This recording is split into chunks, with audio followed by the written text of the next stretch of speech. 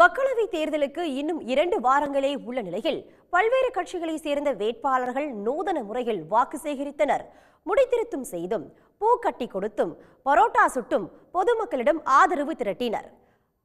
காஞ்சிபுரம் தொகுதி அதிமுக வேட்பாளர் ராஜசேகருக்கு ஆதரவாக மதுராந்தகத்தில் முன்னாள் அமைச்சர் வளர்மதி வாக்கு சேகரித்தார்.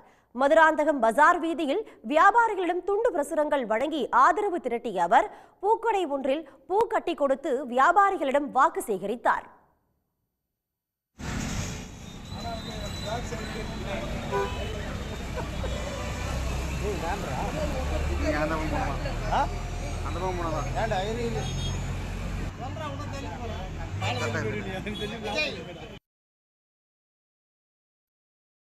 ராமநாதபுரம் நாடாளுமன்ற தொகுதியில் ராமேஸ்வரம் பகுதியை சேர்ந்த பாரிராஜன் என்பவர் சுயேட்சையாக போட்டியிடுகிறார்.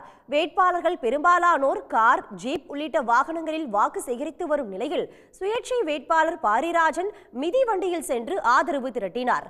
பாரம்பரிய தொழிலான முடித்திருத்தம் செய்தும் சில வாக்காளர்களிடம் அவர் பரப்புரை மேற்கொண்டார்.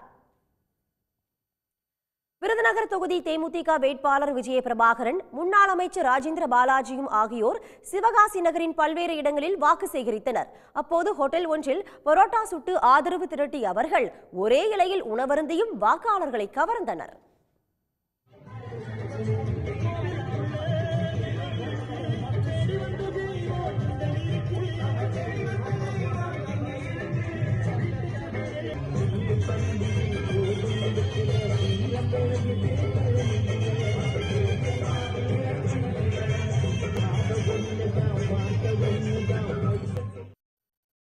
காஞ்சிபுரம் தொகுதி பாமக வேட்பாளர் ஜோதி வெங்கடேசன் மதுராந்தகம் தொகுதிக்கு உட்பட்ட மெய்யூர், மாமண்டூர் உள்ளிட்ட பகுதிகளில் வாக்கு சேகரித்தார்.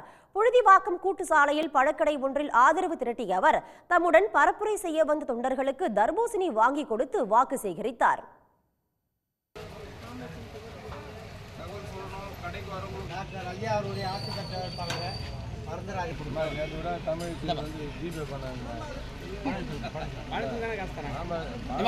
உடனுக்குடன் செய்திகளை தெரிந்து கொள்ள சன் நியூஸ் பெல் ஐகானை கிளிக் பண்ணுங்க.